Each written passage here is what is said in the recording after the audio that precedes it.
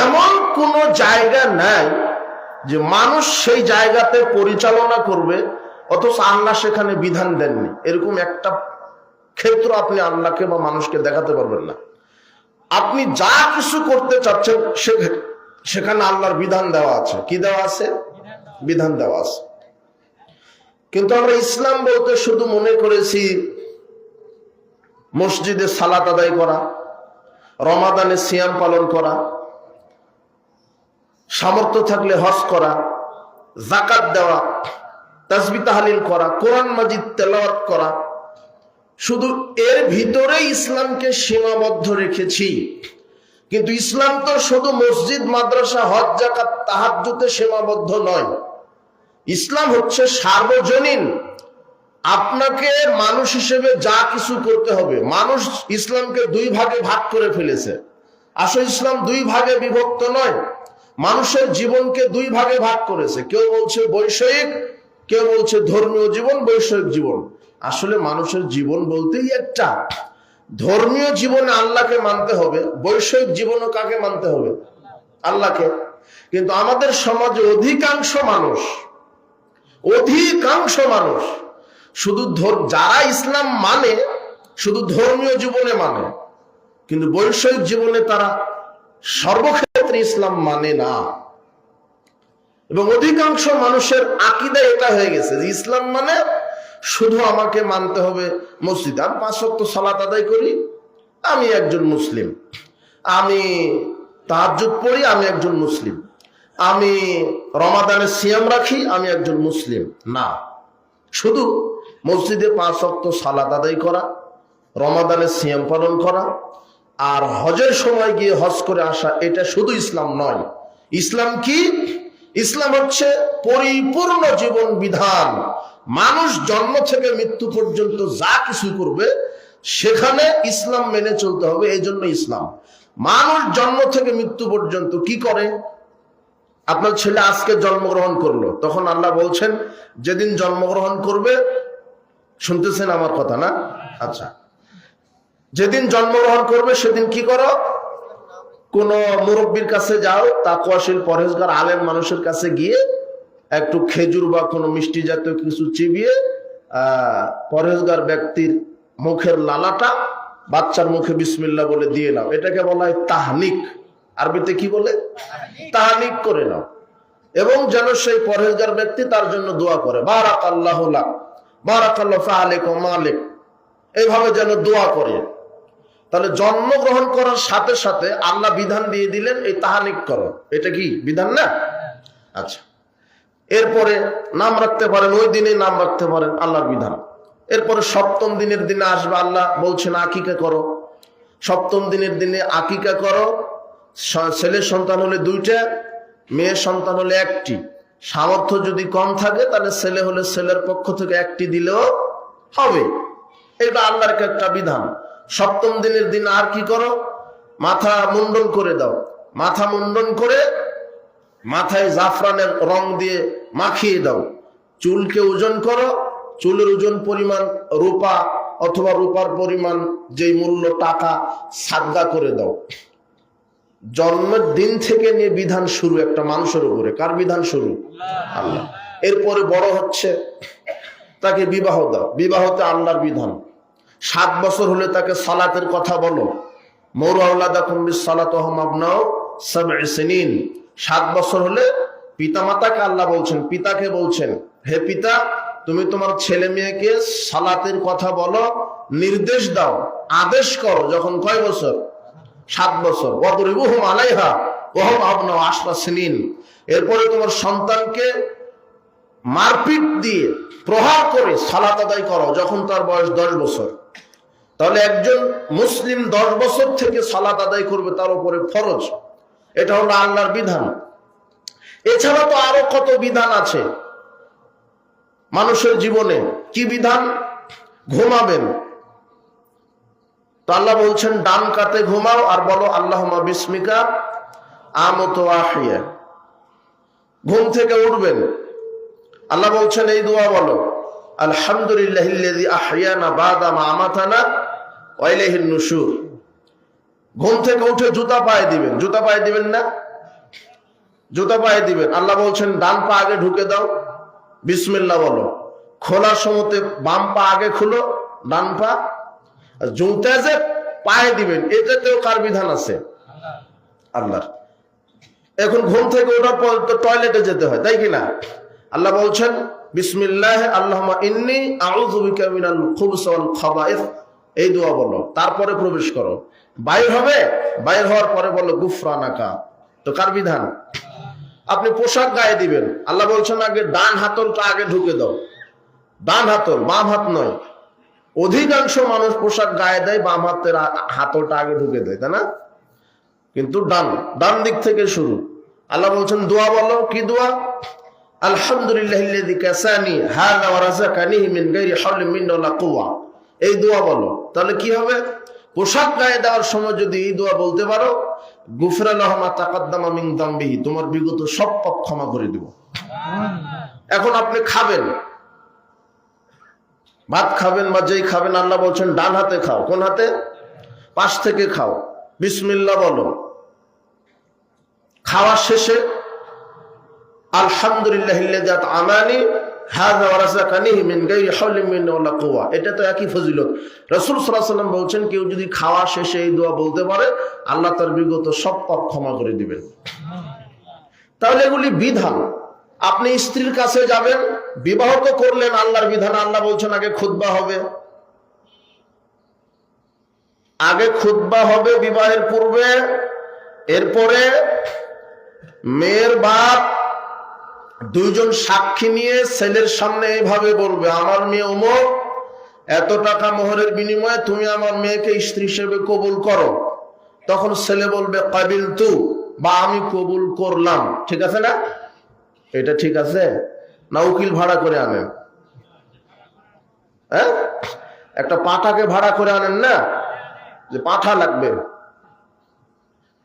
উকিল প্রথা হারাম, ইসলামে কোনো উকিল নাই। কিসের উকিল? উকিল কাকে বলে? দুদিন পর উকিলের সাথে আপনার মেয়ে ভেগে চলে যাবে। ও বলছে কি, এই যে শিক্ষক মানে গুরু, পিতার সমতুল্য, তো শিক্ষকের সাথে ফেটে চলে গেছে আপনার মেয়ে, শিক্ষকের সাথে শিক্ষা সফরে গেছে আপনার মেয়ে। আপনার মেয়ে শিক্ষা সফরে যায়,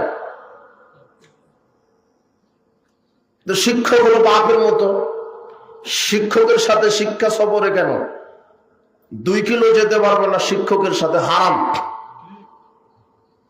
শিক্ষক হলো গায়রে মাহরাম, শিক্ষা সফরে গেছে।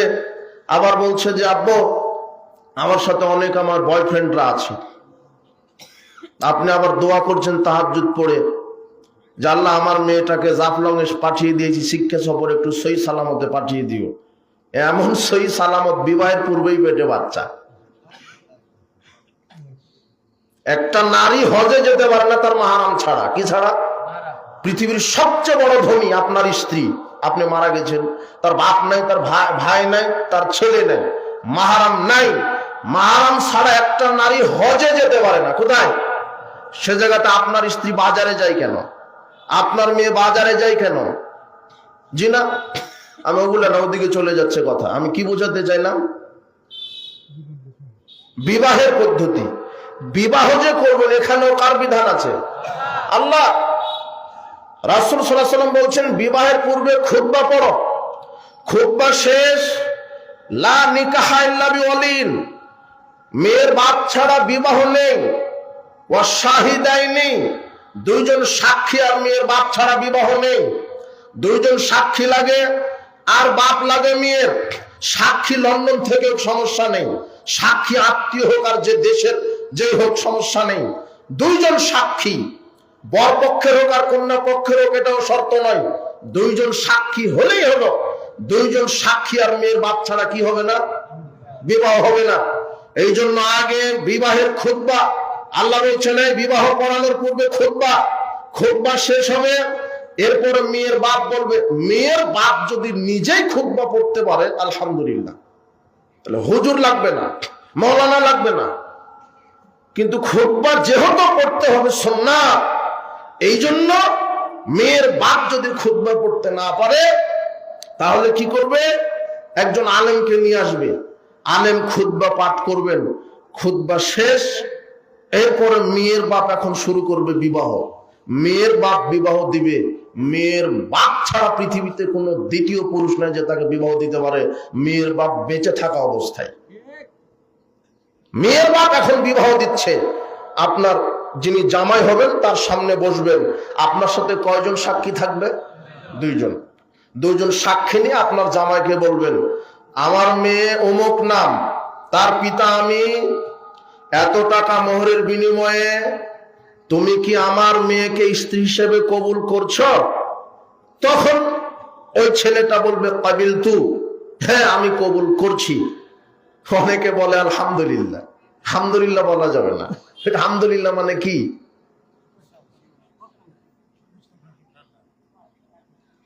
হাদিস আসছে কাবিল তু মানে আমি কবুল করলাম, এটাই বলতে হবে। আরবিতে না পারলে বাংলাতে বলবে কি?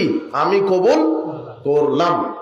এই যে একবার বললেই বিবাহ হয়ে গেল, তিনবার বলা ভালো, কিন্তু এই বলাটা বলবে কে? যদি মেয়ের পিতা অশিক্ষিত হয়, বলতে পারছে না, পাশ থেকে আর একজন শিখিয়ে দিবে, কিন্তু মুখ দিয়ে বলবে কে? মেয়ের বাবাই।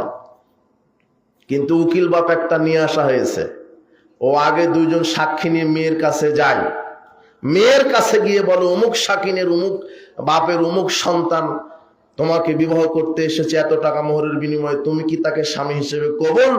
তখন মেয়ে বলছে হ্যাঁ আমি কবুল করলাম। এই পদ্ধতি ইসলামে নেই। মেয়ের কাছে বিবাহ পড়াতে হবে না,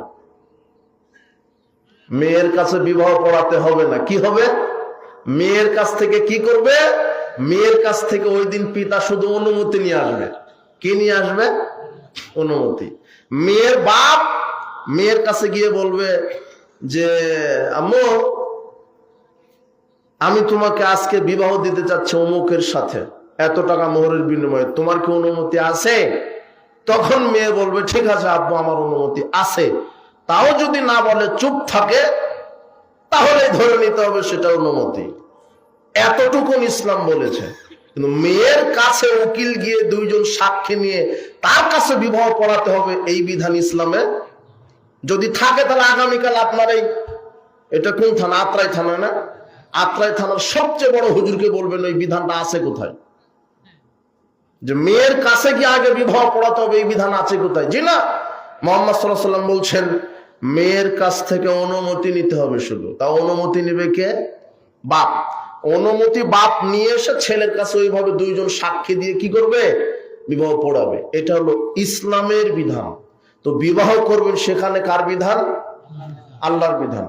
স্ত্রীর কাছে যাবেন, বিবাহ করেছেন স্ত্রীর কাছে যাবেন, আল্লাহ বলছেন এই দোয়া পড়ে নাও, বিসমিল্লাহ আল্লাহুম্মা জান্নিবনিশ শাইতান ওয়া জান্নিবিশ শাইতানা মা রাযাকতানা, গেলেন। এটাও বিধান।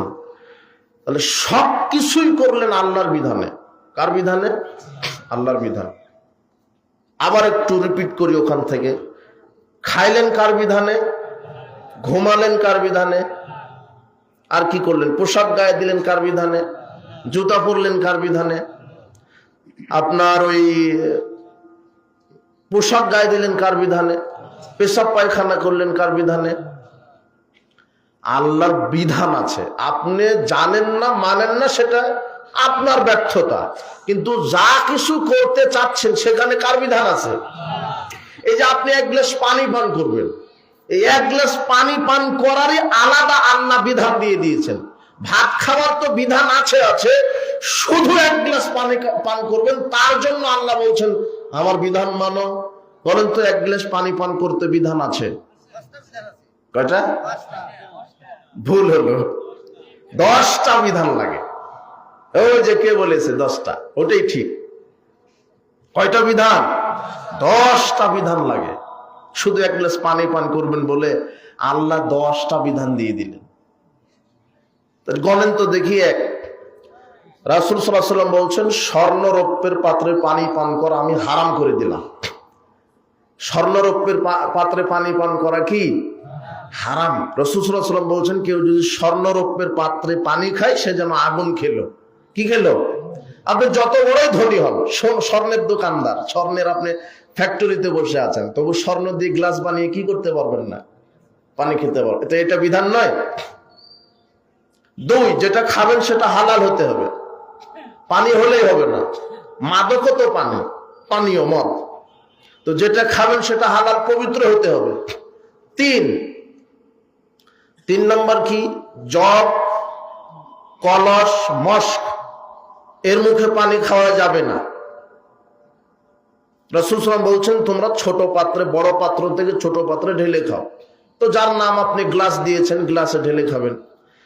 আরবের লোকেরা মস্কে পানি খেত। মস্ক একটা ওই কাপড়ের মতো বা থলের মতো একটা বড় একটা বস্তু, সেখানে মস্কে পানি রাখতো, কলসের মতো।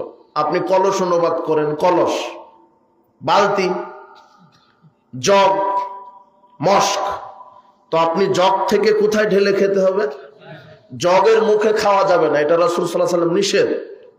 যদি পানি খেতে চান তাহলে কাতে ঢেলে খাবেন? গ্লাসে। তাহলে তিনটা হলো। 4 নম্বর, ডান হাতে ধরতে হবে। 4 নম্বর কি, ডান হাতে ধরলেন। 5 নম্বর বসলেন। 6 নম্বর বিধান বিসমিল্লাহ বললেন। 7 নম্বর বিধান 3 শ্বাস। 8 নম্বর বিধান গ্লাসে ফু দেওয়া যাবে না। কি দেওয়া যাবে না? ফু দেওয়া যাবে না। নাহা রাসূলুল্লাহ সাল্লাল্লাহু আলাইহি ওয়াসাল্লাম আইনফাকা ফিহি, রাসূল বলছেন তোমরা গ্লাসে পানিতে ফু দিও না, গরম হোক আর ঠান্ডা হোক। ভাতে তোমরা ফু দিও না, গরম হোক আর ঠান্ডা হোক। কি দেওয়া যাবে না? ফু দেওয়া যাবে না। আপনি গ্লাসে ফু দিতে পারবেন না, পানিতে ফু দিতে পারবেন না। এখন বিজ্ঞান বলছে না যে মানুষ যেটা ছাড়ে নাক দিয়ে মুখ দিয়ে, এটা হলো কার্বন ডাই অক্সাইড, আর যেটা মানুষ নেয় সেটা হলো অক্সিজেন। তো কার্বন ডাই অক্সাইড তো বিষ, এটা আপনার খাদ্যে পানিতে মিশে যাবে না। দেখেন রাসূল সাল্লাল্লাহু আলাইহি ওয়াসাল্লাম এটা আগেই বলে দিয়েছেন যে তোমরা খাদ্যে পানিতে ফু দিও না। 9 নম্বর, যদি পাত্রে পানি মাছি পড়ে, গ্লাসে যদি মাছি পড়ে, তাহলে কি গ্লাসের পানি ফেলে দিবেন? তাই না? ফেলে দিবেন না। রাসূল সাল্লাল্লাহু আলাইহি ওয়াসাল্লাম বলছেন যদি গ্লাসে মাছি পড়ে তাহলে মাছিটা ডুবিয়ে দাও, কেননা মাছির এক ডানাতে থাকে বিষ আর এক ডানাতে থাকে ঔষধ। কাজে মাছিটা ডুবিয়ে মাছি ফেলে দিয়ে ওই গ্লাসের পানি কি করবেন? খেয়ে নেবেন। আর 10 নম্বর কি বলেন? আলহামদুলিল্লাহ, 1 গ্লাস পানি পান করবেন, তাই আল্লাহ কয়টা বিধান দিলেন? ওটা আমার গবেষণায় 10টা পাওয়া গেছে, আরো যদি গবেষণা হয় আরো থাকতে পারে, কথা বুঝে নিব না। 10টা বিধান লাগে। তাহলে আবার এখন দেখেন, ইসলাম সার্বজনীন। ইসলাম কি? সার্বজনীন জীবন বিধান। মানুষ যা কিছু করতে চাচ্ছে সেখানে আল্লাহ ইসলামের বিধান দিয়েছেন। খেতে হবে আল্লাহর বিধানে, পান করতে হবে আল্লাহর বিধানে, ঘুমাতে হয় আল্লাহর বিধানে, পোশাক গায়ে দিতে হয় আল্লাহর বিধানে, টয়লেটে যেতে হয় আল্লাহর বিধানে, বিবাহ করতে হয় আল্লাহর বিধানে, জুতা স্যান্ডেল পায়ে দিতে হয় আল্লাহর বিধানে। সব জায়গাতে বিধান। সালাত আদায় করলেন আল্লাহর বিধানে। সালাত কার বিধানে আদায় করেন? আল্লাহ। আল্লাহ বলছেন দাঁড়াও সালাতের জন্য, আগে নিয়ত করো। অজু তো আছে একবার, অজু করার পরে সালাতের জন্য নিয়ত করো। তাকবীরে তাহরিমা দাও, হাত বাঁধো, সূরা ফাতিহা পড়ো, রুকু করো, রুকু থেকে উঠো, সেজদা করো, তাশাহুদ পড়ো, সালাম ফিরাও। কার বিধান? হজ করতে গেছেন, হজের বিধান আল্লাহ দিয়েছেন। এহরাম বেঁধে নাও মিকাত থেকে, কাবা ঘরে ঢুকো, 7টা তওয়াফ দাও, 2 রাকাত আগে মাকাম ইব্রাহিমের পাশে সালাত আদায় করো, জমজমের পানি পান করো, সাফা মারওয়া সাই করো, আরাফায় যাও, মুজদালিফায় যাও, মিনায় যাও, কুরবানি করো, মাথা মুন্ডন করো, শয়তানকে পাথর নিক্ষেপ করো। কার বিধানে করলেন? তাহাজ্জুদ পড়েন কার বিধানে? সিয়াম রাখেন কার বিধানে? সব ক্ষেত্রে আল্লাহর বিধান, সব ক্ষেত্রে আল্লাহর বিধান আছে। বলেন তো আপনার স্রষ্টাকে? আল্লাহ। আকাশ এবং জমিনের স্রষ্টাকে আল্লাহ। মানুষের স্রষ্টা আল্লাহ। মানুষের কোন কাজে কল্যাণ, কোন কাজে অকল্যাণ, এটা জানেন কে? আল্লাহ। কেননা আমার স্রষ্টাকে আল্লাহ। তাহলে আমি কিভাবে পরিচালিত হব, এই বিধানটাও দিয়েছেন কে? আল্লাহ। এই মোবাইলের স্রষ্টা আছে কে বলেন তো? মোবাইলের স্রষ্টা কে? মানুষ। ঠিক বলেছেন। কম্পিউটারের স্রষ্টা কে? মানুষ। এই মোবাইল যিনি সৃষ্টি করেছেন, যেদিন সৃষ্টি করেছেন ওই দিনই এই মোবাইলটা কিভাবে পরিচালনা করতে হবে তার ব্যাপারে একটা কিতাব লিখেছেন। জানেন? পাননি? আপনি মোবাইল কিনতে গেলেই দেখবেন এরকম একটা খাপের ভিতরে কি থাকে? মোবাইল থাকে। হ্যাঁ, মোবাইল থাকে না এরকম একটা খাপের ভিতরে? খাপটাও যখন খুলবেন দেখবেন যে উপরে চার্জার আছে, ইয়ারফোন আছে, মোবাইল আছে, সব শেষে দেখবেন যে একটা কিতাব আছে। ছোট একটা কিতাব থাকে না? কিতাব মানে বই, বুঝেননি? বই থাকে তো। প্রত্যেকটা মোবাইলের সাথে কি আছে? মোবাইল আছে। কি আছে? বই আছে। ওই বইটা লিখেছে কে? যে ওই মোবাইলের কি স্রষ্টা। ওই মোবাইলের যে স্রষ্টা তিনি লিখেছেন। বলেন তো বইটা কেন লিখেছেন? ওই মোবাইলটা কিভাবে চালাতে হবে, তাই না? অন কিভাবে, অফ কিভাবে, ডাটা কানেকশন কিভাবে, কিভাবে কি করতে হবে, সব সিস্টেম, সব বিধান ওই কিতাবে লিখে দিয়েছেন। তো আমাদের স্রষ্টাকে তো আল্লাহ একটা কিতাব দিয়েছেন আমাদের চলার জন্য। সেই কিতাবের নাম কি? আল কোরআন। আর একটা কি? হাদিস।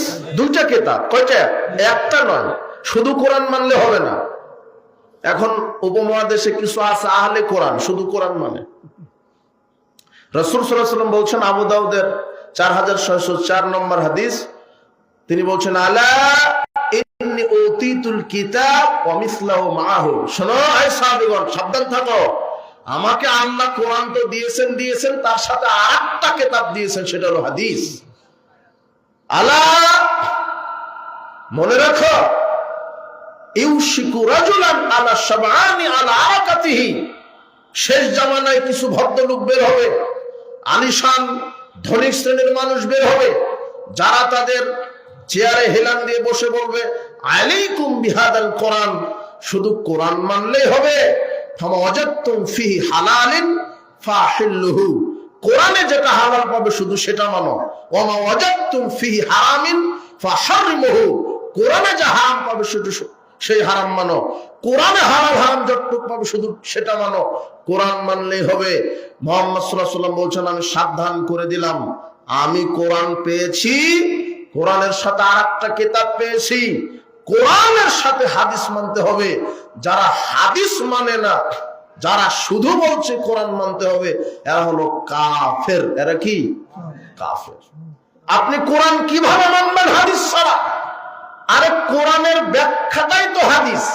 কোরআনে বলছে সালাত আদায় করো, কিভাবে সালাত আদায় করবেন, রুকু, কিয়াম, কুদ, সিজদা, রুকুতে কি বলবেন, সিজদাতে কি বলবেন, কোন সালাত কয় রাকাত, কিভাবে কোন পদ্ধতিতে করবেন, কোরআনে নেই। কোরআনে বলছে সিয়াম রাখো, সিয়াম কখন থেকে শুরু, কখন থেকে শেষ, কিভাবে ইফতার, সিয়ামের বিধান। কোরআনে বলছে হজ করো, কিভাবে করবেন, এটা হাদিসে যেতে হবে। হাদিস ছাড়া কোরআন মানা সম্ভব নয়, অসম্ভব। এই জন্য এক শ্রেণীর পথভ্রষ্ট ফিতনাবাজ বের হয়েছে, তারা শুধু বলছে কোরআন মানলে হবে। জি না, অসম্ভব। কোরআনে সকল মৃত প্রাণীকে হারাম ঘোষণা করা হয়েছে। তাহলে মাছ যে আপনি মৃত খান, তাহলে মাছ খাওয়া কি হবে? হারাম হবে। কোরআনে যত রক্ত, সব রক্তকে হারাম ঘোষণা করা হয়েছে। তা আপনি যে কলিজা, প্লিহা খান, এটা তো রক্ত। কথা বুঝেননি? কিন্তু রাসূল সাল্লাল্লাহু আলাইহি ওয়াসাল্লাম বলছেন, তিনি বলছেন, আল্লাহ যেমন হারামের বিধান দিতে পারে, আমি মুহাম্মদ সাল্লাল্লাহু আলাইহি সাল্লামকে আল্লাহ ওই রকমই ক্ষমতা দিয়েছেন, আমিও হারামের বিধান দিতে পারি। সুবহানাল্লাহ। মুহাম্মদ সাল্লাল্লাহু আলাইহি ওয়াসাল্লাম বলছেন, আমি হারাম করলাম গৃহপালিত গাধা, আমি হারাম করলাম। কোরআনে কিন্তু গৃহপালিত গাধা হারাম নেই। কে হারাম করেছেন? মুহাম্মদ সাল্লাল্লাহু আলাইহি ওয়াসাল্লাম। আল্লাহ শুধু একাই কিছু ফরজ করতে পারেন না, রাসূল সাল্লাল্লাহু আলাইহি ওয়াসাল্লাম ফরজ করতে পারেন। মানে আল্লাহ করানোর ক্ষমতা দিয়েছেন। আল্লাহ বলছেন, ফারাদা রাসূলুল্লাহ সাল্লাল্লাহু আলাইহি ওয়াসাল্লাম যাকাতুল ফিতর, আমি মুহাম্মদ সাল্লাল্লাহু আলাইহি ওয়াসাল্লাম যাকাতুল ফিতর কি করলাম? ফরজ। যাকাতুল ফিতর কে ফরজ করেছেন?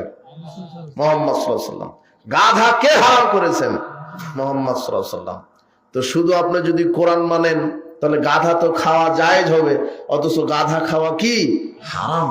গৃহপালিত গাধা হারাম, বন্য গাধা খাওয়া যায়, গৃহপালিত গাধা হারাম। যদি আপনি শুধু কোরআন মানেন, মাছ খেতে পারবেন না, কলিজা প্লিহা খেতে পারবেন না। কিন্তু রাসূল সাল্লাল্লাহু আলাইহি ওয়াসাল্লাম বলছেন, আমি দুইটা জিনিস জায়েজ করে দিলাম, মৃত মাছ আর মৃত টিড্ডি পাখি, দুইটা প্রাণী খাওয়া জায়েজ করে দিলাম। মৃত গরু মৃত হলে খাওয়া কি হারাম, ছাগল মরা হলে হারাম। আপনার বাড়িতে যে মুরগিটা মারা গেছে ওটা জবাই করে খাওয়া কি, কিন্তু মুরগির মতো ছোট্ট একটা পাখি আছে, টিড্ডি পাখি। মুসনাদ আহমদে আসছে 5725 নম্বর হাদিস। রাসূল বলছেন, টিড্ডি পাখি আর কলিজা প্লিহা খাও, মৃত মাছ খাও, আমি মুহাম্মদ সাল্লাল্লাহু আলাইহি ওয়াসাল্লাম হালাল করে দিলাম। তো শুধু কোরআন মেনে আপনি কিভাবে চলবেন? অনেক কথার ব্যাপার আছে। এখন কথা হলো যে আপনার স্রষ্টাকে আল্লাহ, আপনার ভালো মন্দ কল্যাণ অকল্যাণ কে ভালো বোঝেন? আল্লাহ। মোবাইলের যিনি স্রষ্টা তিনি সংবিধান লিখেছেন মোবাইলকে কিভাবে চালাতে হবে। আমার স্রষ্টা, মানুষের স্রষ্টা আল্লাহ, মানুষ কিভাবে চলবে এর সংবিধান কে দিয়েছেন? আল্লাহ। আর আল্লাহর সংবিধান কোরআন আর হাদিস। তো আপনি কোথায় কোরআন হাদিস মানছেন? সর্বক্ষেত্রে কোরআন সুন্নাহ মেনে চলতে হবে। শুধু ইসলাম মানে সালাত, সিয়াম, হজ, যাকাত এটা নয়। সর্বক্ষেত্রে মানুষের কল্যাণ কিসে, অকল্যাণ কিসে, মানুষের ক্ষতি কিসে, উপকার কিসে, সবকিছু জানেন আল্লাহ। এই জন্য আল্লাহ সবকিছু বিধান দিয়েছেন। আর ইসলামে পরিপূর্ণ ঢুকে যেতে হবে। মানুষ শুধু বুঝেছে ইসলাম মানে সালাত, সিয়াম, হজ, যাকাত। জি না, ইসলাম মানে সার্বজনীন জীবন বিধান। সালাত আল্লাহর বিধানে যদি করেন তাহলে শিক্ষানীতিও কার বিধানে প্রণয়ন করতে হবে? আল্লাহর বিধান। অর্থনীতি কার বিধানে প্রণয়ন করতে হবে? তো বাংলাদেশে যে অর্থনৈতিক সিস্টেম আছে এটা কার বিধানে? মানুষের বিধান। যে ব্যাংক ব্যবস্থাগুলি আছে সুদ ভিত্তিক, বুঝেননি? এই যে বাংলাদেশে যত ব্যাংকিং সিস্টেম কি ভিত্তিক? সুদ ভিত্তিক। চালায় কারা? মুসলমান। দাড়ি টুপি নিয়ে বসে আছে, বুঝেননি? এ শুধু মনে করেছে ইসলাম মানে সালাত আদায় করো। ও ব্যাংকে চাকরি করে, সুদী ব্যাংকে। আজান হলে জামাতেই সালাত আদায় করে, কিন্তু কি খুর? সুদখোর। ও বুঝেছে শুধু ইসলাম মানে সালাত। ইসলাম মানে জামাত। অর্থনীতিও কার বিধানে চালাতে হবে? আল্লাহর বিধান। সালাত, সিয়াম আল্লাহর বিধান শুধু নয়, আমি সার্বিক জীবনে যা কিছু করব সেখানে কার বিধান দেওয়া আছে? আল্লাহর বিধান। আপনি সর্বক্ষেত্রে আল্লাহর বিধান মেনে চলেন। কোথায় আপনি মেনে চলছেন সর্বক্ষেত্রে আল্লাহর বিধান? কোথায় মেনে চলছেন? আপনার অর্থনীতি ব্যবস্থা, শিক্ষা ব্যবস্থা, আপনার ব্যবসা নীতি সব মুনাফাখোরি। আচ্ছা, সালাত আদায় করলেন কার বিধানে? আজকে মসজিদে। সিয়াম রাখলেন কার বিধানে? হজ করেন কার বিধানে? যাকাত দেন কার বিধানে? খান, ঘুমান, পেশাব পায়খানা করেন কার বিধানে? রাজনীতি করছেন কার বিধানে? মানুষের না? এই যে রাজনীতি যে করছেন, কেন এখানে রাজনীতি আল্লাহর বিধান নাই? আল্লাহ মনে হয় রাজনীতি বুঝেন না। আর আলেমেরা কেন রাজনীতির কথা বলবে? রাজনীতি বুঝে রাজনীতি করবে খারাপ। ওই যে উস্তাদ বলে গেল না, রাজনীতি মানে রাজার কি নীতি। তো রাজার নীতি সবচেয়ে শ্রেষ্ঠ নীতি, আইন, সংবিধানের কিতাব কোনটা? কোরআন। আর কোরআনের ধারক বাহক হচ্ছেন আলেম ওলামা। তো আলেম ওলামা রাজনীতি বুঝবে না, তুমি বুঝবা? আলেমেরাই তো বেশি রাজনীতি বুঝবে। কথা বুঝেননি? কোন সুর, লুচ্চা, বদমাশ, হারামখোর, বেনামাজি এরা নেতা হতে পারে? আজকের নেতা কারা? এরাই। অথচ নেতা হবে তো আলেম। নেতা কে হবে? আলেম। আসলে এদেশের মানুষের রক্ত আর স্বভাব, কৃষ্টি, কালচার একেবারে মিশে গেছে এই প্রচলিত ইহুদি খ্রিস্টানের নীতিতে মিশে গেছে। এরা বুঝতেই পারে না ইসলাম সম্পূর্ণ জীবন বিধান। তো আপনি মসজিদে ইমাম নিয়োগ দিবেন, কি নিয়োগ দিবেন? ইমাম। আর ইমাম, ইমাম তো আরবি শব্দ, তাই না? ইমামের বাংলা কি? নেতা। ইমামের বাংলা কি? নেতা। ইংলিশে বলা হয় লিডার। লিডার। ওটা আরবিতে হলো ইমাম, বাংলাতে কি? নেতা। তো ইমাম মসজিদে নিয়োগ দেন, মসজিদে ইমাম নিয়োগ দিচ্ছেন না? তো আপনার ওই মসজিদে ইমাম নিয়োগ দিচ্ছেন, ও কতজনের সালাত আদায় করাবে? মসজিদে কত লোক ধরে? আপনার এলাকায় কত লোক আছে? 500। ও 500 জন লোকের ইমাম না? 500 জন লোকের একজন ইমাম নিয়োগ করেন আপনি, ওর একটা ভাই বানেন। ভাই বানেন না? ভাইবা। আপনি ভাইবা নিচ্ছেন কি? ইমাম সাহেব দাড়ি ছাঁটে কিনা? কথা বুঝেননি? ডিগ্রি কেমন আছে? কেরাত কেমন? একটু বলেন যে ইমাম সাহেব দেখি কেরাত একটু করেন, দেখি অমুক সূরা থেকে তেলাওয়াত করেন। আরবি গ্রামারের কোনো দখল আছে নাকি? নাও সরব জানেন, মিজান, মুন সাহেব কতটুকুন জানেন, একটু ধরলেন।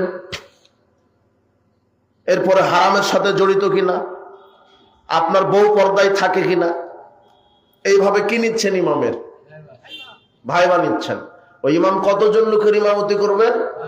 500। আরে 5000 ধরেন, 5000 লোকের ইমাম। আপনার বিশাল বড় মসজিদ, ও 5000 লোকের ইমামতি করবে। কিন্তু আপনি কি সুন্দর ভাইবা নিচ্ছেন। দাড়ি ছাঁটা হলে ওকে আর কি নিতেন না, তাই না? বউ যদি বেপরদায় থাকতো ওকে কি করতেন না? নিতেন না। প্যান্ট যদি টাকনোর নিচে থাকতো নিতেন না।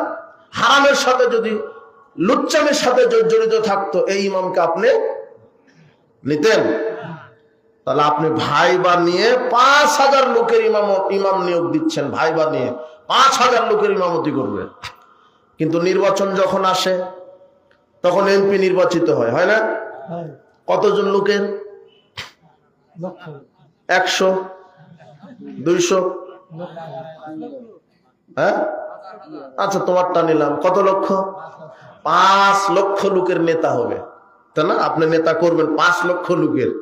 তো একদিনও কি বিবেচনা করেছেন যে ওর দাড়ি আছে কিনা, ও সালাত আদায় করে কিনা, ও লুচ্চামি করে কিনা, ও মদ খায় কিনা, ওর বউ পর্দায় থাকে কিনা? কোনদিন দেখেছেন আপনি? কথা বুঝেননি? আপনি যার ক্যানভাস করে বেড়ান, যার ক্যানভাস করছেন রাত দিন, ওর মুখে নাই দাড়ি, ওর বউ বেটি বেপর্দায় চলে, ও হলো হারামখোর, ও হলো বেনামাজি, তাহলে ওকে আপনি নেতা করলেন কেন? বেনামাজিকে যদি নেতা করেন, ও বাংলাদেশে নামাজ কায়েম করবে কিভাবে? তো নিজেই তো বেনামাজি।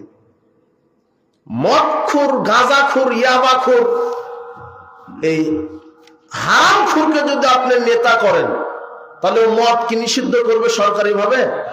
ও তো নিজেই মদ খায়। কথা বুঝেননি? লুচ্চাকে যদি, ওর যে বউ বেটি বেপর্দায় থাকে, ও কি পর্দার বিধান কায়েম করবে? হ্যাঁ, আপনি সুন্দর করে তো আমার সাথে না বলছেন। তো ভোট কেন্দ্রে তো আপনিই তো জানেন, অবাক তো। এখানে আমার বক্তব্যের সাথে মিলাচ্ছেন তো ভোট দিচ্ছেন কাকে? ভোটের ফজিলত আছে। ভোটের কি আছে? ফজিলত আছে ভোটের। এগুলো সবাই বলবে না তো, চাকরিজীবীরা বলবে না, ওদের চাকরি নট হয়ে যাবে। যারা সামাজিকতা বজায় করে রাখে, ওরা যারা মানুষকে ভয় করার কথা বলবে না। ভোটের ফজিলত কি? আপনি যে ভোট দিচ্ছেন, যাকে দিলেন আপনি, ও যদি নেতা হয়, ও যত নারীর সাথে জেনা করবে, যত দুর্নীতি করবে, তার সম পরিমাণ পার্সেন্টেজ আপনার অ্যাকাউন্টে জমা হয়ে যাবে। এটা হলো ভোটের ফজিলত। আর এই প্রচলিত গণতান্ত্রিক সিস্টেমে যে ভোটটা, এটা হলো হারাম। এটা কি? এই প্রচলিত গণতান্ত্রিক পদ্ধতিতে ভোটের মাধ্যমে যদি নেতা নির্বাচন হয়, তাহলে সুর, বদমাশ, লুচ্চা, হারামখোর, বেনামাজিরা সমাজে নেতা হবে। কথা বুঝেছেন? ভালো মানুষ হবে না তো। ভালো মানুষ কিভাবে হবে? এটা ভালো মানুষ, এই যে এই খুঁটিটা ভালো মানুষ, মদিনা বিশ্ববিদ্যালয় থেকে ফারেক হয়ে আসছে, এমপিতে দাঁড়াবে। আর এটা হলো মমতাজ, শিল্পী মমতাজ আছে না? এটা কি মমতাজ? কি ওকে বলে? মমতাজ না? এটা আছে না, বাউল শিল্পী আছে না, এটা দাঁড়ায়। আর হলো আলেম মানুষ, তাকওয়াশীল মানুষ। এ ভোট পেয়েছে আপনার এই আত্রাই থানার 99 জন আলেমের, পরহেজগার বড় বড় আলেম 99 জন একে ভোট দিয়েছে। আর মমতাজ বেগমকে ভোট দিয়েছে যারা সিনেমাখোর, নাটকখোর, গাঁজাখোর, লুচ্চা, বদমাশ। হ্যাঁ, এরা হলো 100 জন ভোট দিয়েছে। বলো তো এমপি কে? হ্যাঁ, এটাই হলো গণতন্ত্র আর এই প্রচলিত ভোট পদ্ধতি। আর এতদিন ধরে এই গণতান্ত্রিক সিস্টেমে অযোগ্য এরাই হলো সংসদে বসেছিল। তাই তো সংসদে গান গায়, সংসদে কোরআন তেলাওয়াত হয় না, সংসদ থেকে কি শোনেন আপনি? গান। ওখানে পাঠাইছে, আপনি তো ওদের পাঠাইছে। কোন দুর্নীতিবাজ, কোন বেনামাজি, কোন লুচ্চা, কোন বদমাশ, কোন হারামখোর, যারা কোরআন সুন্নাহ জানে না, এরা নেতৃত্ব হতে পারে না, নেতৃত্ব দিতে পারে না। আরে দেশের নেতা হবে তো যারা দেশের হকপন্থী আলেম ওলামা, এরাই তো নেতা হবে। যদি এরা নেতা হয়, যদি এই দেশের হকপন্থী আলেম ওলামা যদি নেতা হয়, 300টা সিট আছে জাতীয় সংসদে, 300টা সিটে যদি বেনামাজি বাদ দিয়ে ঘুষখোর, সুদখোর, দুর্নীতিবাজ, লুচ্চা, হারামখোর, মদখোর, এই সেকুলার নেতাগুলিকে বাদ দিয়ে যদি আপনি বাংলাদেশের সংবিধানের 300টা, বাংলাদেশের সংসদের 300টা সিটে এই দেশের হকপন্থী 300 জন আলেমকে এমপি মন্ত্রী নির্বাচন করেন, আর যদি সংবিধান ইহুদি খ্রিস্টানের বাদ দিয়ে সংবিধান যদি কোরআন সুন্নাহ করতেন, আজকে আলেম ওলামার এই রাজ্যকে বক্তব্য দেওয়া লাগতো না। আজকে এখানে আমাকে উঠার পরেও বলা হয়েছে একটু মাদকের বিরুদ্ধে বলেন। বেটা, মাদকের বিরুদ্ধে আমি বলবো কেন? মাদকের বিরুদ্ধে কথা হবে সংসদে। সংসদে যেদিন 300 জন হকপন্থী আলেম ওলামা দাঁড়াবে, আর যখন কোরআন সুন্নাহ কায়েম হবে, 24 ঘন্টার মধ্যে মাদকের লাইসেন্স কবর দেওয়া হবে। যারা মদ খাবে, গাঁজা খাবে, ইয়াবা খাবে, আল্লাহ বলছেন প্রথমে তাদেরকে ধরো, 40টা জুতার পিঠে মারো, এরপরে যদি আবার খাই 80টা মারো, আবার খেলে তাকে বসো তোমরা 5 বছর জেল দাও। এটা হলো ইসলামের আইন।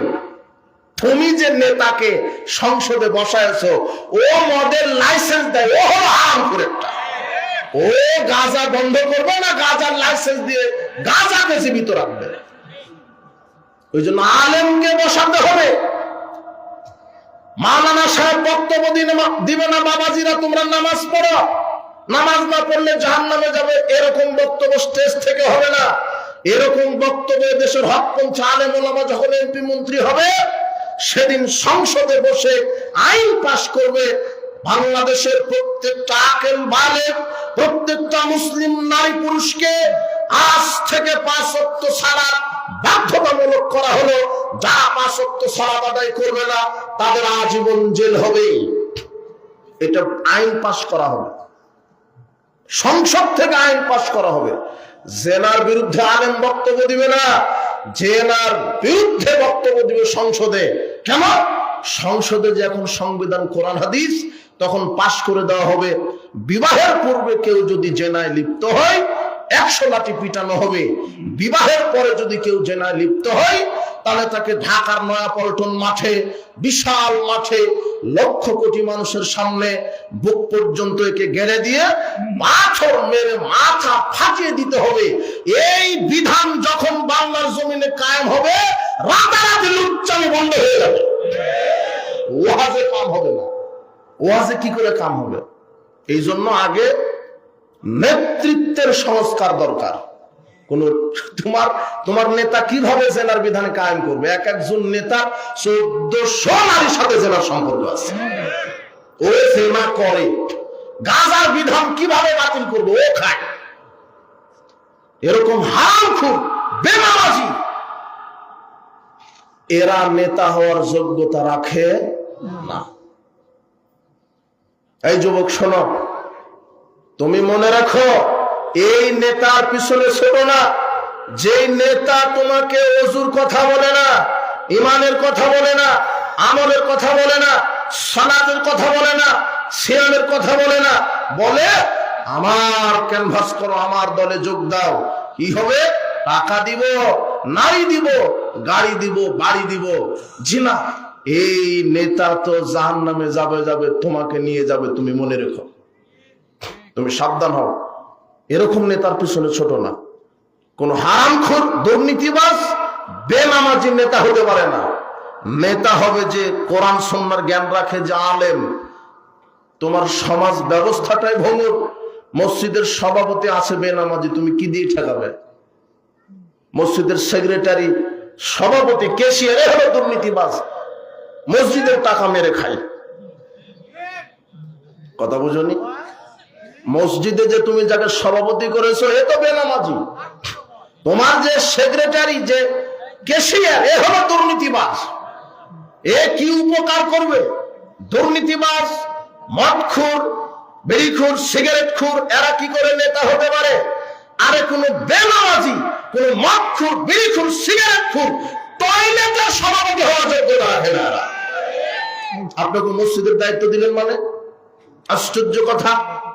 ও কেন ইসলামী জালসার প্রধান অতিথি হবে? যাকে আপনি ইসলামী জালসার প্রধান অতিথি করেছেন, এ কেবলা চিনে না, এ সালাত তো বহুদূরের কথা, ওযুই জানে না, বলে ইসলামী জালসার প্রধান অতিথি।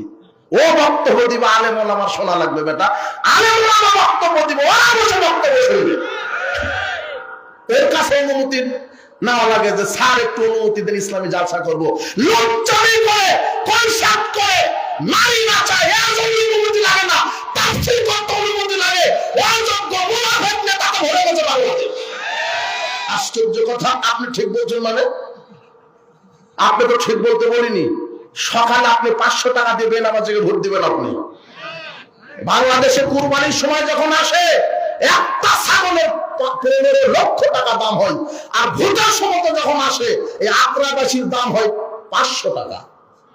500 টাকাতে বিক্রি হয়ে এমন হারামখোরকে ভোট দিলেন, ও কিছুই জানে না। এই বেনামাজিকে নেতা বানাবেন মানে? আত্রাই থানার এমপি হবে যে সবচেয়ে বড় আলেম।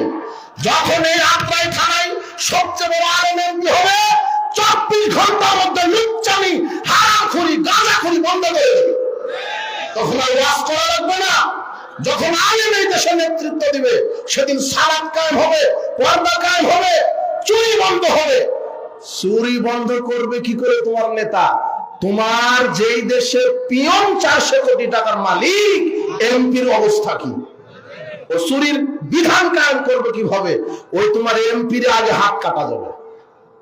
যখন কোরআন কায়েম হবে সংসদে, তখন কার হাত কাটা যাবে?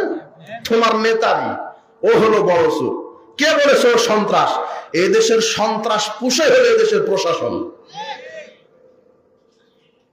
আমি বলেছি বাংলাদেশের আইনকে আইনের আওতায় আনতে হবে, ওই সন্ত্রাসকে নয়। কথা বুঝেছেন? এই জন্য নেতৃত্বের সংস্কার দরকার, দলের সংস্কার দরকার, ইসলাম রোগের চিকিৎসা দেয় না। ইসলাম রোগ যে জায়গা থেকে হচ্ছে সেটার চিকিৎসা দেয়। কথা বুঝেননি মনে হয়? রোগটা হচ্ছে কি কারণে, ওটার চিকিৎসা। ইসলাম রোগের চিকিৎসা দেয় না। ইসলাম নেতার পরিবর্তন চায় না, ইসলাম নীতির পরিবর্তন চায়। কিসের? নীতির। আওয়ামী লীগ ক্ষমতায় থাক, শেখ হাসিনার যে ছেলে আছে সজীব ওয়াজেদ জয়, ও থাক ক্ষমতা, ও প্রধানমন্ত্রী। ওই বিএনপির জিয়ার ছেলে তারেক রহমান আছে না, ও প্রধানমন্ত্রী, সমস্যা নেই। দলের নেতার পরিবর্তন ইসলাম চায় না, নীতি। ওই তারেক রহমান দেশের নেতা হবে, দাড়ি ছেড়ে দিবে, টুপি পরবে, আলখাল্লার জুব্বা পরবে, কোরআন হাদিস শিখবে, আর বাংলাদেশের সংসদের 300টা সিটে হকপন্থী আলেম ওলামাকে এমপি মন্ত্রী দিয়ে দিবে, আর সংবিধান করবে কোরআন হাদিস, বাস। আর লাগবে? কথা বুঝেননি মনে হয়? তো আপনি দলের পরিবর্তন, নেতার পরিবর্তন দিয়ে কি করবেন? এই গণতন্ত্র এর সিস্টেম হয়ে গেছে মুদ্রার মতো, এই পিঠ আর ওই পিঠ। ওই যুবকেরা বলছে ফ্যাসিস্ট তাড়িয়েছি, তুমি কিছুই তাড়াওনি। আগামীকাল যদি ডক্টর ইউনূস বলে যে এই প্রচলিত গণতান্ত্রিক পদ্ধতিতে ভোটের মাধ্যমে আমি সরকার নির্বাচিত করব, তাহলে একটা ফ্যাসিস্ট গেছে আর একটা ফ্যাসিস্ট এসে বসবে। কথা বুঝেননি? কয়লা ধরলে কি যায় না, মানা যায় না। তোমার গণতন্ত্রের সিস্টেমটা তো এটাই, যে দেশে একটা চেয়ারম্যান হতে খরচ করা লাগে 1 কোটি। কত কোটি? ও 1 কোটি টাকা খরচ করে চেয়ারম্যান হয় 50 কোটি চুরি করার ধান্দাতে। আমি তো ঠিক বলা সহ্য করি না।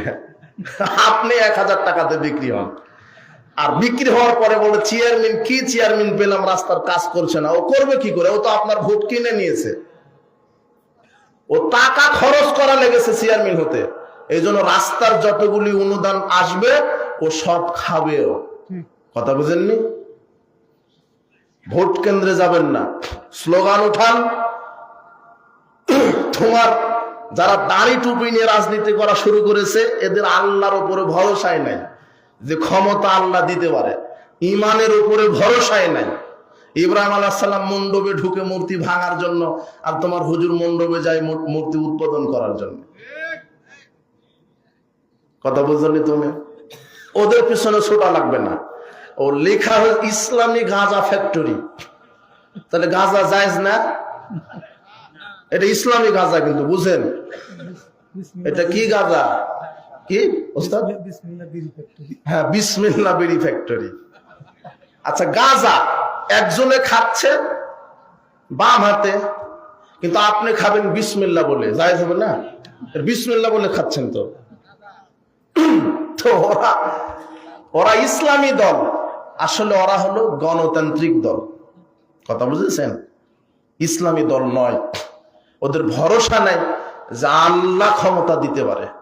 এখন আপনি বলবেন যে সমাজ ইসলাম কায়েম হবে কিভাবে? তো নবী রাসূলদের তরিকায়। কিভাবে? দিন রাত দাওয়াত দিতে হবে। দিতে থাকেন 1 বছর, 2 বছর, 20 বছর, 100 বছর, 500 বছর। নূহ আলাইহিস সালাম 950 বছর দাওয়াত দিয়েছেন। যখন বাংলাদেশের 16, 18, 20 কোটি মানুষ বুঝবে যে না, এই ইলেকশন পদ্ধতিতে নেতা নির্বাচন হলে চোর ডাকাত পাবো, আমরা সিলেকশনে নেতা চাই। কিসে? সিলেকশন। এটা ইসলামী পদ্ধতি, ইসলামী শরিয়া। সিলেকশন কি? বাছাই। মানে 10 জন জ্ঞানী লোক, পরহেজগার, তাকওয়াশীল ব্যক্তি, 10 জন লোক 2-3 দিন চিন্তা ভাবনা করবে যে বাংলাদেশের প্রধানমন্ত্রী কাকে করা যায়, কে যোগ্য, তাকওয়াশীল, পরহেজগার, একেবারে কোরআন হাদিসের উপরে পণ্ডিত কে আছে, একটু ভাববে। ভেবে ভেবে ও হ্যাঁ, ডক্টর আসাদুল্লাহ গানি খুব ভালো মানুষ, এ হবে মন্ত্রী। আচ্ছা, আব্দুল্লাহ ফারুক সালাফি আছেন, শহীদুল্লাহ খান মাদানি আছেন। এইভাবে নাম চলে আসবে মুখে। যে মন্ত্রী হবে সে স্বপ্নেও জানবে না যে আমি হব। কথা বোঝেন নিব না? এটা হল ইসলামী পদ্ধতি। আর গণতান্ত্রিক পদ্ধতিতে বলছে আমাকে নেতা বানান, ও নেতৃত্ব চেয়ে নিচ্ছে। রাসূল বলছেন নেতৃত্ব চেয়ে নেও না, চেয়ে নিলে আল্লাহর পক্ষ থেকে সহযোগিতা আসবে না। আর যদি চেয়ে না নিয়ে যদি নেতৃত্ব আসে, তাহলে আল্লাহ কি করবেন? তোমাকে সহযোগিতা করবেন। তো রাজনীতিটা আপনি করবেন কার বিধানে? আল্লাহর বিধানে। আল্লাহর বিধানে রাজনীতি করতে হবে। গণতন্ত্র কুফরি মতবাদ, শিরকি মতবাদ। গণতন্ত্র এবং ইসলামের মধ্যে পার্থক্য হলো, গণতন্ত্র হচ্ছে মানুষের তৈরি করা আইন, আর ইসলাম কি প্রদত্ত আইন? আল্লাহ প্রদত্ত। কার আইন? ইসলাম। গণতন্ত্রে মানুষের বিধান পরিবর্তনশীল, আর ইসলামে আল্লাহর বিধান অপরিবর্তনশীল। গণতন্ত্র অধিকাংশ রায় চূড়ান্ত, আর ইসলামে ওহির বিধান কি? চূড়ান্ত। গণতন্ত্রে সার্বভৌম ক্ষমতার মালিক জনগণ, আর ইসলামের সার্বভৌম ক্ষমতার মালিক আল্লাহ। গণতন্ত্রে ক্ষমতার উৎস জনগণ, ইসলামে ক্ষমতার মালিক আল্লাহ। গণতন্ত্রে নারী নেতৃত্ব জায়েজ, আর ইসলামে নারী নেতৃত্ব। তোমার যে দাড়ি টুপি নিয়ে যারা রাজনীতি করছে, ওদেরকে আগে সংবিধান দেখানো হয়েছিল বাংলাদেশের, যে 30% নারী নেতৃত্ব থাকতে হবে, এটা মেনে নিলে রাজনীতি করো, না হলে করো না। এরা মেনে নিয়ে মাঠে নেমেছে। কত পার্সেন্ট? 30%। অথচ মুহাম্মদ সাল্লাল্লাহু আলাইহি ওয়াসাল্লাম বলছেন, লাইফলিহা কওমুন ওয়ালাউ আমরাহুম ইমরাতান, ওই জাতি সফল হবে না যেই জাতিতে একজন নারী নেত্রী হবে। কত তোমার নেতা দাড়ি টুপি লাগিয়ে একবার ডানা কাটা পরির সাথে ক্যানভাসে নেমে গেছে। তো এই নেতা দিয়ে দেশ সংস্কার হবে না, অসম্ভব হবে না, লিখে রাখেন হবে না। গণতন্ত্র দিয়ে ইসলাম কায়েম হবে না। ইসলাম প্রতিষ্ঠিত হবে ইসলামেরই তরিকায়। ইসলামের নিজস্ব একটা ক্ষমতা আছে। ইসলাম একটা আদর্শর নাম। আল্লাহ প্রদত্ত দিন হচ্ছে ইসলাম। মানুষের তৈরি কোন মতবাদের মোকাপেক্ষী ইসলাম হতে পারে না। কথা বুঝেছেন? তাহলে আমার সালাত কার বিধানে? রাজনীতি আল্লাহর। আপনি করছেন কার? এখন কার বিধানে রাজনীতি করছেন? অর্থনীতি কার বিধানে? রাসূল সাল্লাল্লাহু আলাইহি ওয়াসাল্লাম যা তার জীবনে সবচেয়ে বেশি বিরোধিতা করতে বলেছেন ইহুদি খ্রিস্টানের। কাদের? ইহুদি খ্রিস্টানের। সব সময়তে বলতেন, ইহুদি খ্রিস্টানের তোমরা বিরোধিতা করো, ইহুদি খ্রিস্টানের বিরোধিতা করো। আল্লাহর নবী বলছেন, ইন্নাল ইয়াহুদা নাসারা লা ইয়াসবুগুন, ইহুদি খ্রিস্টান যদিও দাড়ি রাখে, তারা দাড়িতে খেজাব দেয় না। কাজেই ফাখালিফুহুম, তোমরা ইহুদিদের বিরোধিতা করো। ইহুদিরা সাদা দাড়ি রাখে, তোমরা সাদা দাড়িকে রাঙিয়ে নাও, খেজাব দাও, তবে কালো ব্যতীত। কি ব্যতীত? যদি সাদা দাড়িতে আপনি লাল কালার করেন, মেহেদি দেন, তাহলে কাদের বিরোধিতা করলেন? ইহুদিদের। রাসূল সাল্লাল্লাহু আলাইহি ওয়াসাল্লাম ইহুদিদের বিরোধিতা করতে বলেছেন, সব ক্ষেত্রে বিরোধিতা করতে বলেছেন, সব ক্ষেত্রে। আজকে আপনার অফিস, আদালত, কোর্ট কাচারি, শিক্ষাঙ্গন, সব জায়গাতে কাদের বিধান? ওদেরই বিধান। অর্থনীতি তাদের, সমাজনীতি তাদের, রাজনীতি তাদের, শিক্ষানীতি তাদের, বিচার ব্যবস্থা তাদের, আইন ব্যবস্থা তাদের। শুধু আয় যুবক, তুমি হলো বাংলাদেশে মুসলিম হিসেবে ঘর জমায় আছো, তুমি শুধু মুসলিম, তোমার ক্ষমতা শুধু মসজিদ মাদ্রাসায়। যাও কোর্টে যাও, তোমাকে লাথি মারবে। কোর্টের যে বিচারপতি সেও মুসলিম, কিন্তু সংবিধান লিখে কার? ইহুদিদের। কথা বুঝনি তুমি? তাহলে যখন সার্বিক ক্ষেত্রে ইসলামী বিধান চলে আসবে, সেদিন পর্দা কায়েম হবে, সেদিন আর জেনা হবে না, সেদিন মদকে হারাম ঘোষণা করা হবে, চুরি করলে হাত কাটা হবে আর চুরি হবে না, মানুষ নিরাপদে থাকতে পারবে। ইসলামটাই হচ্ছে শান্তিপূর্ণ ধর্ম, ইসলামটাই হচ্ছে নিরাপদময় ধর্ম। কিন্তু আমরা ইসলাম মানি, মুসলিম, তারপর আমাদের নিরাপত্তা নাই। কেন? ইসলামের বিধান আমাদের সমাজে নাই। ইসলামী বিধান যদি থাকতো তাহলে কি হতো? নিরাপদে থাকতাম। কিন্তু ইসলামী বিধান নাই বলে আমাদের নিরাপত্তা নেই। কে নিরাপত্তা দিবে? যে নিরাপদে ডিলার হাতে নিয়েছে, তারই তো নিরাপত্তা নেই। তোমার মন্ত্রী যখন যায়, সামনে 10টা গাড়ি, পিছনে 10টা গাড়ি, ডানে বামে 10টা। দেখো না, কয়েকজন থাকে আবার এইভাবে ছেলুট মারে। মানে ওই মন্ত্রীরই কি নাই? নিরাপত্তা নেই। অথচ যেদিন এই দেশে ইসলামের রাষ্ট্র কায়েম হবে, নারী চলবে রাস্তায়,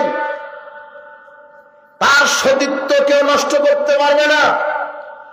যেদিন এই দেশে ইসলামের বিচার ব্যবস্থা কায়েম হবে, কারো সম্পদ চুরি হবে না, কারো সম্পদ আত্মসাৎ হবে না, কেউ মাদকে আসক্ত হবে না, কারো স্ত্রী ধর্ষণ হবে না, কারো মেয়ে ধর্ষণ হবে না, কারো সম্পদ চুরি হবে না।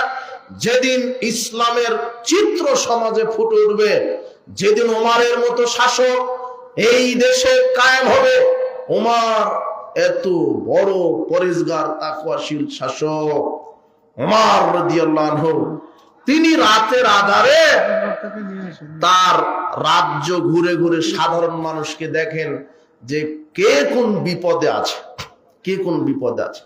একদিন দেখছেন যে একটা তাঁবুর ভিতর থেকে কান্নার আওয়াজ তাঁবুর ভিতর থেকে আসছে। তো কেন কাঁদে ওমর রাদিয়াল্লাহু আনহু জিজ্ঞাসা করছেন। তখন বুড়িমা বলছে যে ছেলে মেয়ে কাঁদে, ছেলে মেয়ে কাঁদে ক্ষুধা জ্বালায়। তো আপনার ওই পাত্রের ভিতরে কি? বুড়িমা পাত্র রান্না করছে, পাত্রের ভিতরে আগুন জ্বালিয়ে। তখন ওমর রাদিয়াল্লাহু আনহুকে বলছেন যে এর ভিতরে গোস্ত রান্না হচ্ছে।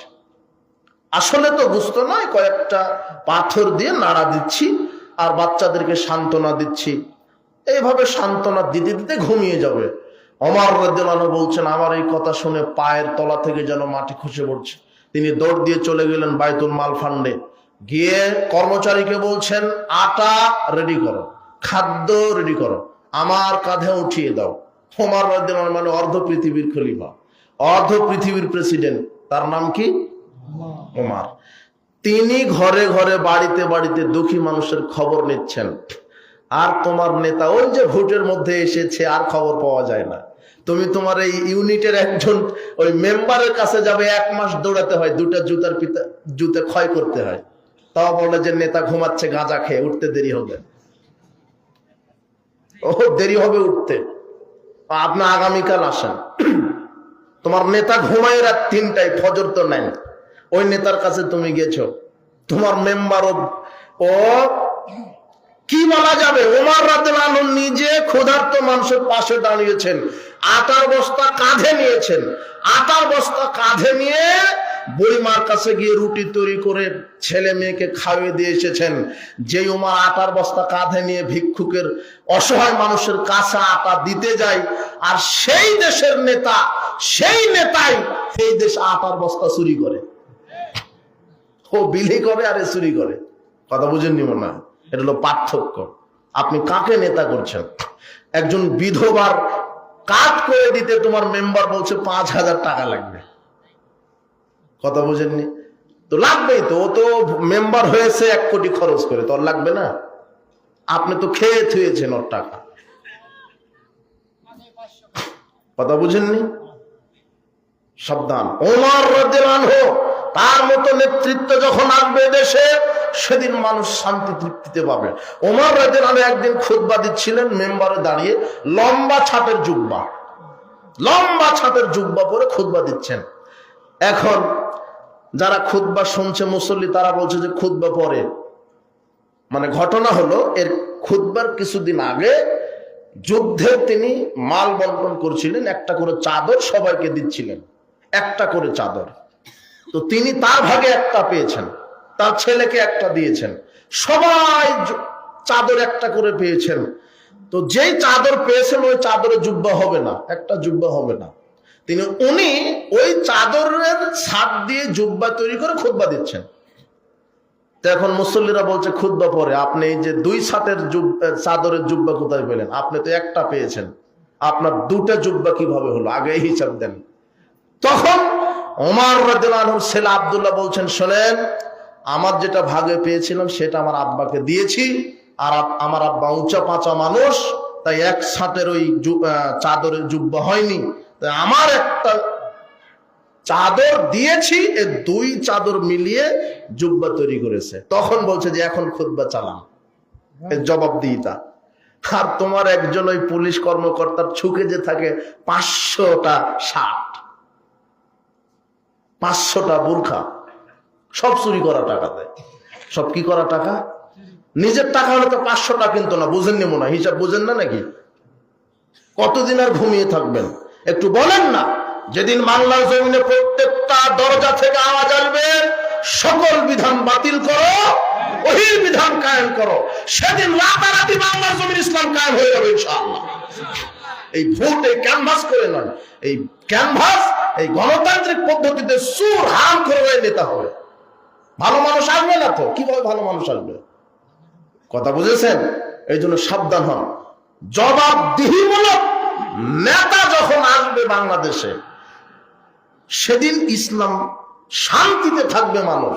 আজকে অশান্তি, মানুষের জীবনে নিরাপত্তা নেই, চোর ডাকা ভরে গেছে, ছিনতাই রাহাজানি ভরে গেছে। কেন? ইসলামী বিধান নাই। এই জন্য সাবধান, সাবধান হয়ে যান। এই প্রচলিত তন্ত্রমন্ত্র আপনি বিশ্বাস করবেন না। সর্বক্ষেত্রে কার বিধান? আল্লাহর বিধান।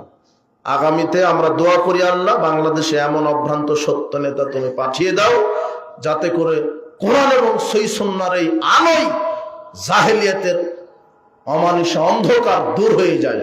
আল্লাহ তুমি কবুল করো।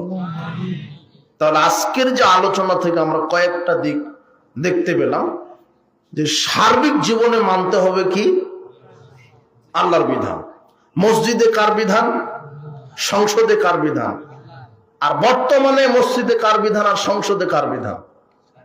কথা বুঝেননি? তাহলে মসজিদে যে আল্লাহর বিধান, ওই বিধানটা যদি সংসদেও কায়েম হয়, তাহলে আপনি শান্তিতে থাকবেন। এটা একটা বোঝা গেল। একটা কি হলো আপনি বুঝতে পারলেন। দ্বিতীয়টা কি? আদর্শ হবে একজন মানুষের, তার নাম হচ্ছে মুহাম্মদ সাল্লাল্লাহু আলাইহি ওয়াসাল্লাম। অন্য কারো নয়, ইহুদির নয়, খ্রিস্টানের নয়, কোন বিজাতির নয়। বরং ইহুদি খ্রিস্টান বিজাতিদের আপনি কি করবেন? বিরোধিতা করবেন। রাসূল সাল্লাল্লাহু আলাইহি ওয়াসাল্লাম এটাই বুঝিয়েছেন যে তোমরা বিজাতিদের বিরোধিতা করো। তিনি বলছেন যে খালিফুল মুশরিকিন, মুশরিকদের বিরোধিতা করো। একটু শোনেন, একটু আমি শেষ করে দেব। ওই যে বাসার ভাই আসলে শেষ করে দেব, উনি আসতে দেরি হচ্ছে। খালিফুল মুশরিকিন, মুশরিকদের কি করো? বিরোধিতা করো। ওয়াফিরুল লিহা, দাড়ি ছেড়ে দাও। ওয়াফুস শাওয়ারিব, আর গোফটা খাটো করো। দাড়ি ছেড়ে দিলে কাদের বিরোধিতা করা হয়? মুশরিকদের, খ্রিস্টানের। তাহলে দাড়ি ছেড়ে দেন, দাড়ি চাঁচা যাবে না, দাড়ি ছেড়ে দিলে তাদের বিরোধিতা। সাদা দাড়িতে খেজাব লাগালে তাদের বিরোধিতা, তবে সাদা দাড়িতে কালো খেজাব লাগাতে পারবেন না। রাসূল সাল্লাল্লাহু আলাইহি ওয়াসাল্লাম বলছেন, কেউ যদি সাদা দাড়িতে কালো খেজাব দেয়, তাহলে সে জান্নাতের সুগন্ধিও পাবে না। ইয়াকুনু ফি আখিরিজ জামান ইয়াখযুবুনা বিসসাওয়াদি কাহাওয়াসিলিল হামাম। রাসূল সাল্লাল্লাহু আলাইহি ওয়াসাল্লাম বলছেন, কেউ যদি সাদা দাড়িতে কালো খেজাব লাগায়, লা ইয়ারিহুনা রাইহাতাল জান্নাহ, সে জান্নাতের কি পাবে না? সুগন্ধিও পাবে না। সাদা দাড়িতে কালো খেজাব দেওয়া যাবে না, অন্য যে কোনো রঙে রাঙিয়ে দেন, লাল, নীল, হলুদ, যেটা আপনার পছন্দ। তবে বাড়তি কিছু করেন না, যেহেতু সমাজে কায়েম আছে কি মেহেদি লাল, সেটা করবেন। কথা বুঝেননি মনে হয়। কিন্তু সাদ কালোটা কি করা যাবে না? দেওয়া যাবে না। তাহলে জাহান্নাম হবে। এটা কেমন একটা ব্যাপার, কিন্তু এটা আল্লাহর বিধান। দাড়ি ছেড়ে দিতে হবে, সাদা দাড়িতে খেজাব লাগাতে হবে কালো ব্যতীত। ইহুদি খ্রিস্টানের বিরোধিতা করতে হবে সব ক্ষেত্রে। ছেলে মেয়েকে টাটা বাই বাই শিখাবেন না, ওটা কাদের সিস্টেম? ইহুদি খ্রিস্টানের। কি শিখাবেন? মামা চলে যাচ্ছে, খালু চলে যাচ্ছে, তার নানা চলে যাচ্ছে, দাদা যাচ্ছে, তখন ছেলেকে শিখিয়ে দিবেন, ওই যে দাদা যাচ্ছে সালাম দাও, নানা যাচ্ছে সালাম দাও। আরো বেশি যদি কিছু জানেন তাহলে বলবেন যে এইভাবে বিদায় দাও দাদাকে, কি আস্তাউদিউল্লাহ দীনাকা ওয়া আমানাতাকা ওয়া খাওয়াতিমা আমালিকা ওয়া যাওয়ালাকাল্লাহু তাকওয়া ওয়া গাফারা দামবাকা ওয়া ইয়াসসারা লাকাল খায়রা হাইসুমা কুনতা। এটা শিখান। অন্তত কি দিতে শিখাবেন? সালাম। ছেলে মেয়েকে পথভ্রষ্ট করেন না। কি শিখাচ্ছেন ছেলে মেয়েকে? আর আপনি বা কি শিখলেন? আমি তো আপনাকে চিনি, আপনি সালাম দিতেই শিখেননি। আপনি বলছেন আসসালামু আলাইকুম, তাহলে এটা হলো? যে আসসালামু আলাইকুম বলছে সে কিন্তু বিসিএস ক্যাডার মানুষ, কিন্তু এখনো কি দিতে শিখেনি? সালাম দিতে শিখেনি। শিখবে কি করে? ওই যে কিন্ডার গার্ডেনে ভর্তি করে দিয়েছেন যে বাচ্চাকে, ওই যে হাফ কেজি 1 কেজি আদেশের আছে না, কেজি। এখন তো মানে এই কিন্ডারগার্টেন, কেজি যেগুলো আছে, নার্সারি, এগুলোতে বাচ্চার সাথে মা ফ্রি। মানে 1 ঘন্টা ক্লাস, আধা ঘন্টা বাচ্চাকে দিচ্ছে ক্লাস, আধা ঘন্টা বাচ্চার মায়ের সাথে ক্লাস। বুঝলেন মনে হয় কথা? খারাপ লাগলো নাকি? যান কিন্ডারগার্টেনে। ও ফজর পড়বে না, ফজরের সময়তে মা উঠতেই চায় না, উঠে একেবারে জাগিয়ে দিল। ওর চাই তোর ব্যাগ, ওর কিতাব বইখানার ওজন বেশি। চলে গেছে কিন্ডারগার্টেনে, ওখানে ABCD পড়ছে, 1 2 পড়ছে, সব পড়ছে, কিন্তু কি নাই? আলিফ বাতা নাই। তো ওখানে পড়ার নিত। আমি কিন্ডারগার্টেন, প্লে, নার্সারির বিরোধিতা করছি না, ওগুলো থাক। ইসলাম স্থানের পরিবর্তন চায় না। ওই স্থানে কিসের পরিবর্তন ঘটাতে হবে? নীতির পরিবর্তন। ওই কিন্ডারগার্টেনেই সিলেবাস হবে কোরআন হাদিসের। কিসের? কোরআন হাদিসের। বাস ওই মক্তবে আপনার ছেলে পড়বে, তাহলে দেখবেন 4 বছরের বাচ্চা সুন্দরভাবে সালাম দিবে। কিভাবে? আসসালামু আলাইকুম রাহমাতুল্লাহি ওয়া বারাকাতুহু। এছাড়া যদি আপনার ছেলে বিশেষ ক্যাডার হয়, তাহলে সালাম দিতে শিখবে না। বলছে যে আমার ছেলেটা, হুজুর একটু দোয়া করেন। হুজুর আমার ছেলে 5 বছর বয়স, এর কম্পিউটারের সব ফাংশন জানে, কিন্তু সূরা ফাতিহা এখনো শিখেনি। আমার মেয়েটা 4 বছর যাচ্ছে, একেবারে মোবাইলের সব ফাংশন জানে, কিন্তু ওযু এখনো জানে না। সব শিখালেন, কি শিখালেন? তো এই দিতে হবে না, শিখাতে হবে কোরআন হাদিস। যাক, আমি আর সামনে ওভাবে কথা বলবো না। আজকে আমার বিষয় কি ছিল বলেন তো? হ্যাঁ, এই বিষয়টা অন্তত মনে রাখেন, বক্তব্য তো মনে রাখতে পারবেন না। ইসলাম সার্বজনীন। সালাত যার বিধানে, রাজনীতিও তার বিধানে। হজ যার বিধানে, অর্থনীতি তার বিধানে। মা বোনেরা এসেছেন, আল্লাহ সুবহানাহু ওয়া তাআলা আমাদের সবাইকে ইসলাম সার্বিক জীবনে মেনে চলার তৌফিক দান করুন। বারাকাল্লাহু ফিকুম ওয়া জাযাকুমুল্লাহ খায়র।